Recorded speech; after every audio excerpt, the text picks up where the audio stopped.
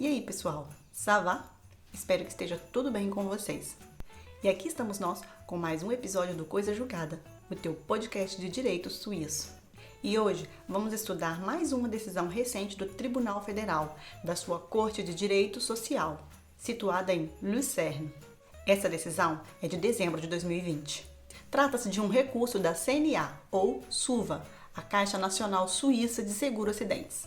Daqui em diante nós vamos chamá-la apenas CNA. Este recurso visa reformar uma decisão da Corte de Seguro Social do Tribunal Cantonal de Vaud.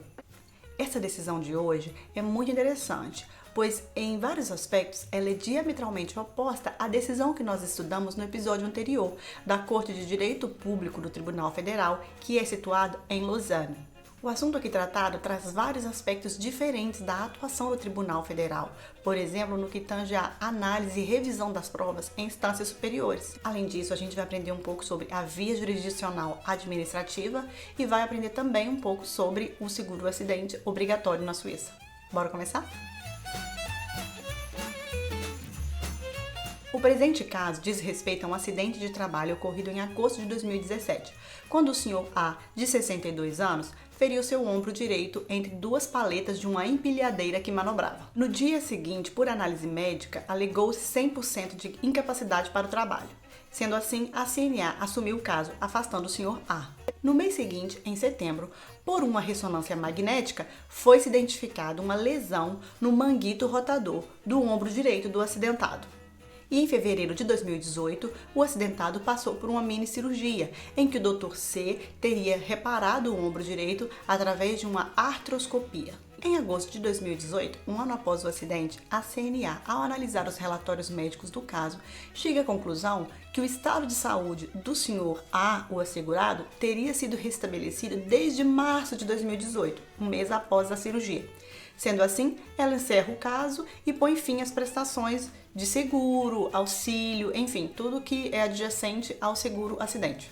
Insatisfeito, em fevereiro de 2019, o assegurado interpõe recurso contra a decisão administrativa da CNA na Corte de Seguro Social do Tribunal Cantonal de Vaud. Ao analisar o caso, a Corte admite o recurso e anula a decisão da CNA em janeiro de 2020. A CNA, por sua vez, insatisfeita com a decisão do Tribunal Cantonal de Vaud, apela dessa decisão para a Corte de Direito Social do Tribunal Federal Suíço.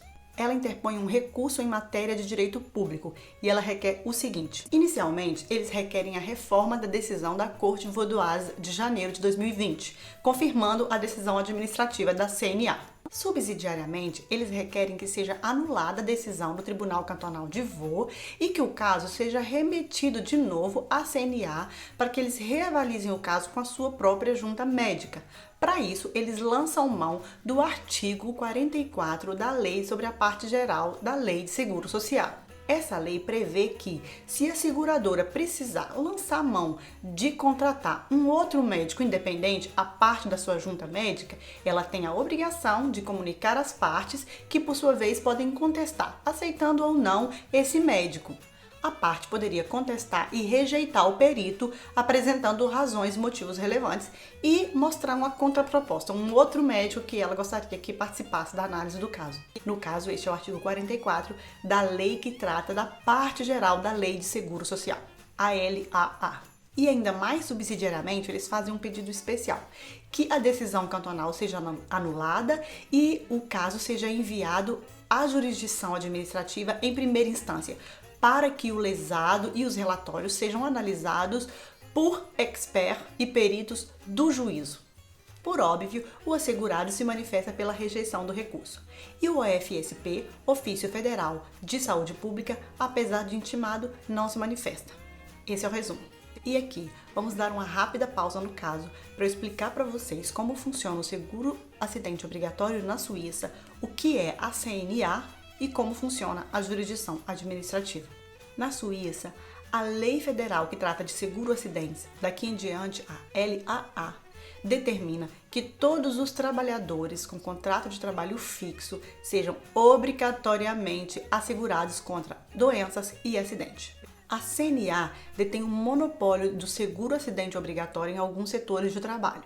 Então, 1/3 das empresas e até cerca de metade dos trabalhadores da Suíça são assegurados da CNA. O artigo 66 da LAA determina os critérios que vão verificar se a empresa se encaixa ou não dentro do seguro obrigatório a ser feito pela CNA. Caso as empresas não estejam enquadradas nos critérios do artigo 66, elas podem procurar uma seguradora particular, mas elas devem obrigatoriamente assegurar seus empregados quanto a doenças e acidentes.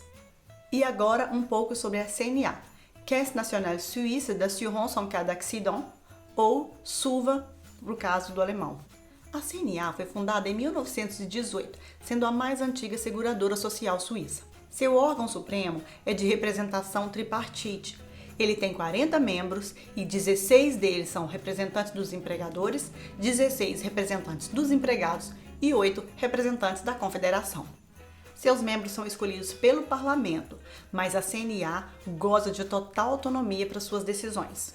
A CNA exercia o monopólio de seguro acidentes, que só era obrigatório nos setores que eram considerados os mais perigosos, o industrial e o artesanal. Desde o início da sua criação, houve muita oposição das empresas privadas de seguro, que tinham medo da perda do mercado para a seguradora do governo. No entanto, o que o governo fez ao criar a CNA foi trabalhar em políticas de liberalização do setor de seguros. A CNA passou, portanto, a investir nas áreas de prevenção de acidentes de trabalho, readaptação das vítimas e ela cria vários centros de readaptação e restabelecimento das vítimas de acidentes. E em 1984, entra em vigor a LAA, que determina a obrigatoriedade de seguro acidentes para uma grande parte de trabalhadores na Suíça. E, em contrapartida, as empresas de seguro do setor privado que não podiam oferecer o serviço de seguro obrigatório passaram a poder fazê-lo em alguns setores, como o setor de serviços e o setor secundário. E em 2015 é aprovado um projeto de revisão da LAA que vem a entrar em vigor em 2017. Essa revisão confirma a autonomia da CNA, o seu conselho tripartite. No entanto, ela altera a indicação do diretor, passando a ser pelo conselho da CNA e não mais pelo Conselho Federal, como era até então. A CNA continua, assim, portanto, a ser a maior seguradora de acidentes da Suíça. Como já vimos no episódio 0, 2 das 7 cortes do Tribunal Federal Suíço não ficam em Lausanne, ficam em Lucerne. São as cortes de direito social, cuja decisão nós estamos analisando nesse episódio. Os casos de seguro social são de jurisdição da Justiça Administrativa. Logo, as questões de direito concernente a seguro acidentes vêm parar aqui, na Corte de Direito Social do Tribunal Federal. Como nós vimos no episódio 0, a jurisdição administrativa tem 3 vias, sendo uma delas a via que culmina na decisão final do Tribunal Federal Administrativo. No entanto, as ações referentes a seguro social, no caso seguro acidente, doença, etc., não vão para essa via. Eles são questionados administrativamente, as decisões do conselho das agências de seguro são questionadas internamente e aí a sua via jurisdicional começa no Tribunal Cantonal. E depois, caso haja insatisfação com a decisão do Tribunal Cantonal, essa decisão é questionada no Tribunal Federal Suíço, na Corte de Direito Social, e não no Tribunal Federal Administrativo, porque o Tribunal Cantonal também funciona como um tribunal de seguros. Existe ainda uma corte de conciliação e um tribunal arbitral, mas a sua competência é só para dirimir conflitos entre as fornecedoras de serviço e as seguradoras. Logo, um acidentado não faz uso da corte de conciliação nem do tribunal arbitral. E ainda, em razão do princípio da acessibilidade à justiça, o direito de seguro social não necessita obrigatoriamente a representação por um advogado, podendo a parte representar a si mesma ou requerer que um terceiro que ele julga ser mais competente o faça, representando-o através de procuração. O procedimento é gratuito, salvo exceções em que se julga, por exemplo, que a causa é temerária, que a pessoa ajuizou uma demanda de má-fé ou com um pouco de negligência ou imprudência, não analisando bem o seu direito. Há também a previsão de custas a nível de recurso, podendo ser a taxa de 200 a 1.000 francos e, claro, a parte sucumbente acaba arcando com elas no final. O presente caso, portanto, é de um assegurado do cantão de Vaud, que, tendo se acidentado em agosto de 2017, insatisfeito com a CNA anulando as suas prestações, recorre ao Tribunal Cantonal de Vaud, que anula a decisão da CNA, que, por sua vez insatisfeita, recorre ao Tribunal Federal para anular a decisão da Corte Cantonal e restabelecer a sua decisão inicial. E agora a gente vai passar à análise da decisão final da Corte de Direito Social do Tribunal Federal Suíço. Trata-se de um recurso que visa reformar uma decisão final em matéria de direito público, que, por sua vez, foi decidida em última instância por uma autoridade cantonal. Tudo conforme os artigos 42, 82, 86 e 90 da LTF, a Lei sobre o Tribunal Federal. Logo, o recurso é recebível. O conflito dessa decisão está no fato de a Corte ter determinado que a CNA continuasse a pagar as prestações ao assegurado, mesmo que ela tenha embasado a sua decisão nos laudos dos seus médicos. Logo, verifique-se se a Corte Cantonal teria violado lei federal ao fazê-lo. E o que acontece aqui é que, ao contrário da decisão que a gente analisou no episódio anterior, em casos que visem a concessão ou a recusa na prestação de um seguro, o Tribunal Federal não está vinculado aos fatos estabelecidos pela autoridade precedente. Lembram-se, por exemplo, que no episódio passado eu mencionei o artigo 105.1 da LTF, que é a Lei sobre o Tribunal Federal, que eu disse que é extremamente difícil de conseguir uma reforma de uma decisão numa corte superior, justamente porque as cortes superiores estão vinculadas pela análise estabelecida dos fatos pelas cortes precedentes? Pois é, isso não acontece em caso de seguro-acidente. E o embasamento está no mesmo artigo, no artigo 105, mas na linha 3, que diz o seguinte: quando a decisão objeto de recurso incidir sobre a concessão ou recusa de prestações pecuniárias de seguro de acidentes ou seguro militar, o Tribunal Federal não está vinculado aos fatos estabelecidos pela autoridade anterior. E esse dispositivo complementa a linha 2 do artigo 97, que determina que a análise dos fatos no caso de seguro-acidente não vai ficar restrita à primeira instância. Logo, ela pode ser revista em instância superior. E é por isso que o artigo 44 da lei que regula a parte geral da LAA, a LPGA, determina que a seguradora, apesar de poder nomear um médico perito particular, obriga também que ela informe esse médico ao segurado e que o assegurado tenha a possibilidade de contestar, aceitando ou não esse médico. Os casos de seguro são sempre tratados com muito esmero e a análise das provas é muito mais severa. E é por isso que não pode haver dúvida, um mínimo de questionamento da fiabilidade, da veracidade dessas provas, sob pena de reanálise dessas provas, ainda que em instância superior. No que tange à qualidade da exposição da decisão da Corte Cantonal, a Corte Federal entende que ela abordou todos os dispositivos legais necessários que dizem respeito à questão do direito à prestação do seguro e também quanto à jurisprudência referente à causalidade natural e adequada. Esses são conceitos jurídicos que permeiam a análise do nexo causal entre o fato, que foi o acidente, e o resultado, que é a lesão, a fim de se verificar se há o dever do pagamento do seguro. Portanto, em análise inicial do artigo 36, inciso 1 da LAA, o pagamento das parcelas seria devido, pois o artigo diz o seguinte: as prestações de cuidado, o reembolso de despesa, bem como a ajuda de custo por incapacidade, não são reduzidas mesmo que os danos para a saúde sejam apenas parcialmente imputáveis ao acidente. E conforme a jurisprudência do tribunal relativa a esse artigo, se uma lesão aparece em decorrência do acidente ou uma lesão preexistente é agravada em razão do acidente, há sim o dever de prestar o seguro. E em contrapartida, essas prestações só cessam em caso de o estado de saúde do assegurado ser reestabelecido ao estado anterior ao acidente, ou o que ele seria no caso do desenvolvimento natural de uma possível lesão pré-existente ao acidente, sem que ele tivesse acontecido. Então, o que a Corte vai examinar é se a lesão que persiste é imputável ou não ao acidente, verificando assim se a saúde do assegurado estaria nesse mesmo estado, mesmo se o acidente não tivesse acontecido em agosto de 2017. E aqui a gente vai adentrar na jurisprudência relativa ao critério da verossimilhança preponderante da prova, que é aplicada em caso de seguro social.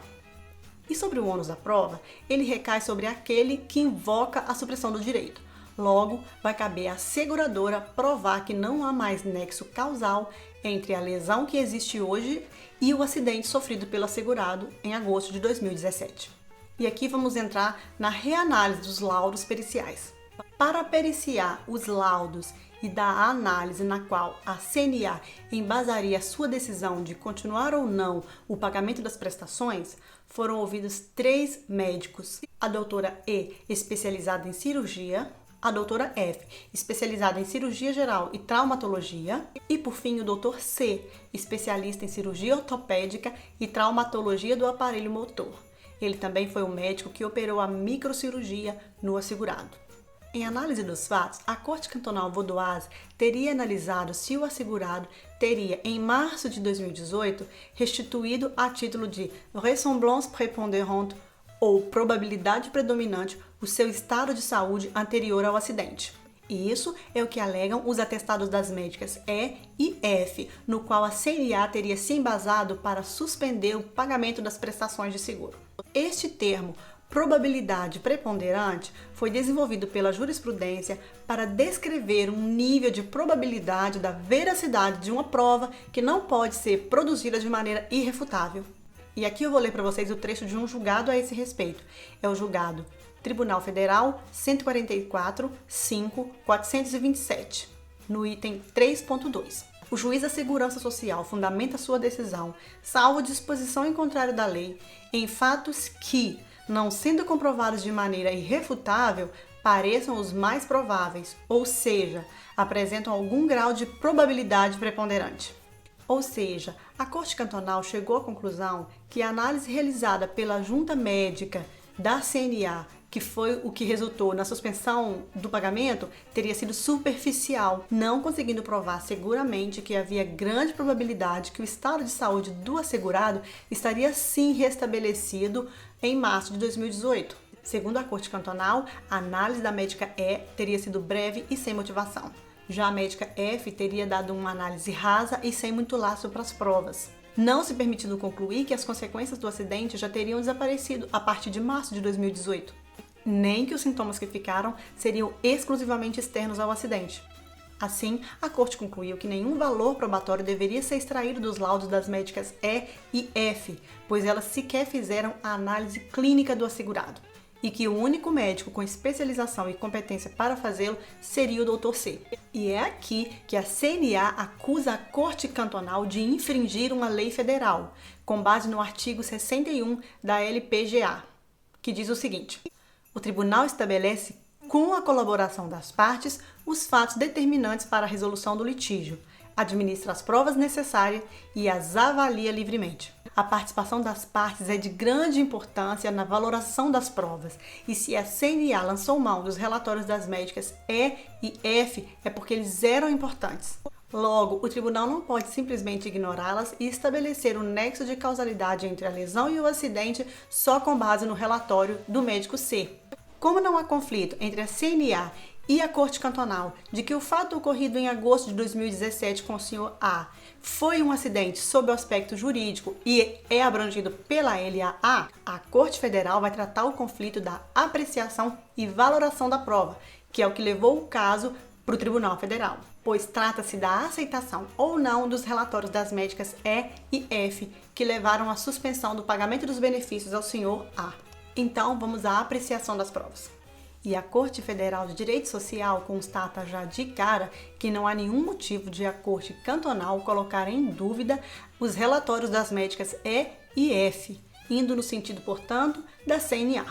Os magistrados entenderam que o fato de as médicas E e F não terem procedido a uma análise clínica do assegurado não desqualifica seus relatórios, pois elas tiveram acesso ao seu dossiê que era amplo e bem fundamentado, com raio-x, exames, ressonância magnética e o relatório também da cirurgia, bastando para elas fazerem um estudo do dossiê e de fazer a sua relação com o acidente, podendo assim ser capaz de estabelecer uma relação causal entre o acidente e a lesão. A Corte Federal, ao analisar a análise da Corte Cantonal, verificou que a médica E se manifestou várias vezes no dossiê. Ela sempre pedia informações, documentos e mesmo traduções quando ela achava que fosse necessário para esclarecer a sua compreensão dos fatos. E esses pedidos recorrentes de informação apenas reforçam o valor de seu parecer, que foi de que o acidente de 2017 trouxe apenas um agravamento temporário de no máximo 2 a 3 meses sobre uma lesão já pré-existente na saúde do assegurado.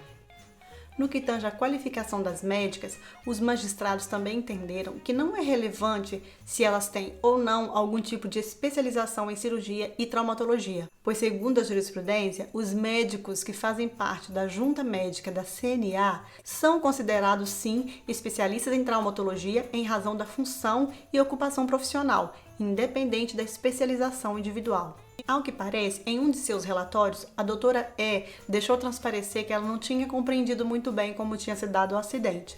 Parece que ela tinha entendido que foi por levantamento, quando na verdade tinha sido por prensamento.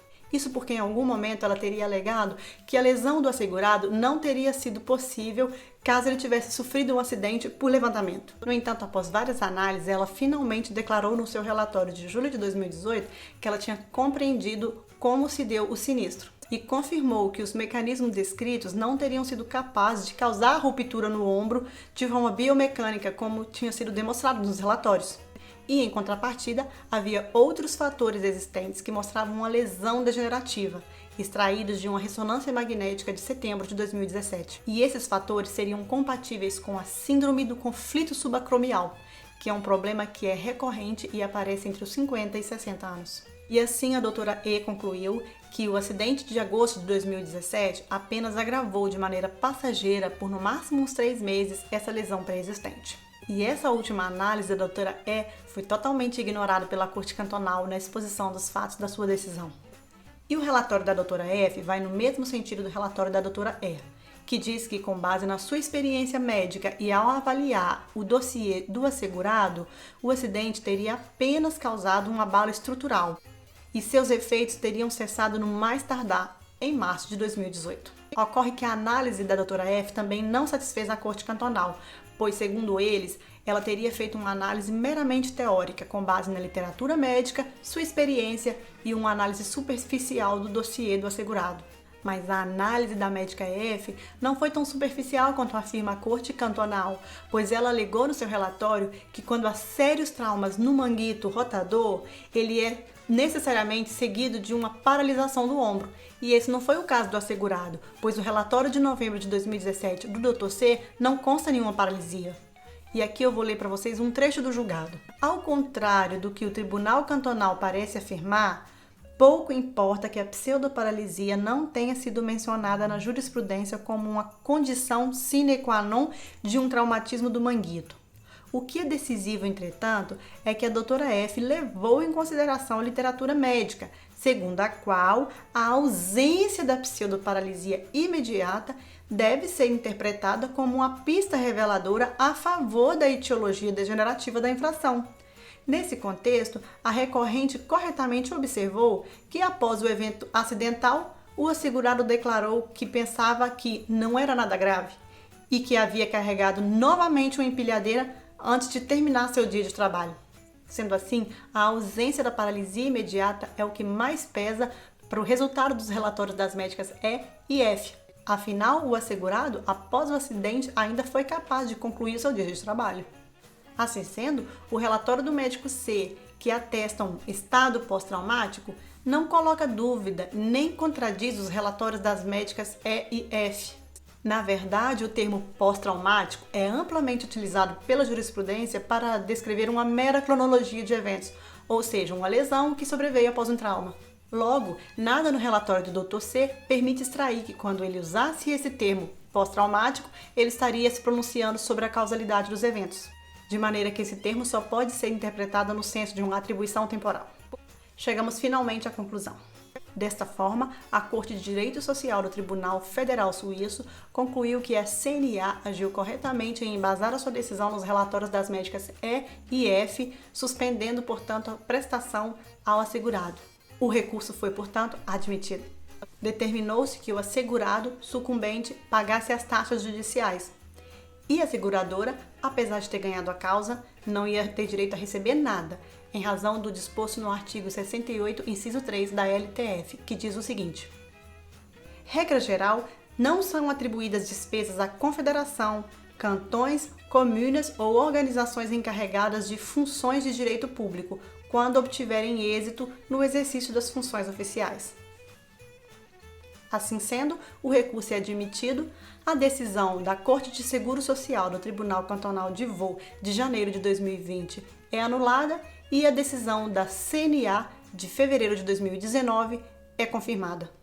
E aí, pessoal, o que vocês acharam? Interessante, né? Ao contrário da decisão anterior que estudamos, que foi confirmada em todas as instâncias, dessa vez o Tribunal Federal reformou a decisão cantonal.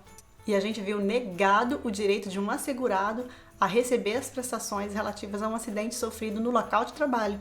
E ainda conhecemos uma nova corte, aprendemos um pouco sobre a jurisdição administrativa e um pouco sobre a CNA e os seguros de acidente obrigatórios na Suíça. Eu espero sinceramente que vocês tenham gostado. E se vocês ainda não viram os episódios anteriores, corre lá no YouTube no canal Dani Mandani. E também nas plataformas de podcast Anchor, Spotify, Google Podcast e Apple Podcast. É só procurar pelo podcast Coisa Julgada. E também no Instagram, no perfil Advogada no Brasil. Au revoir!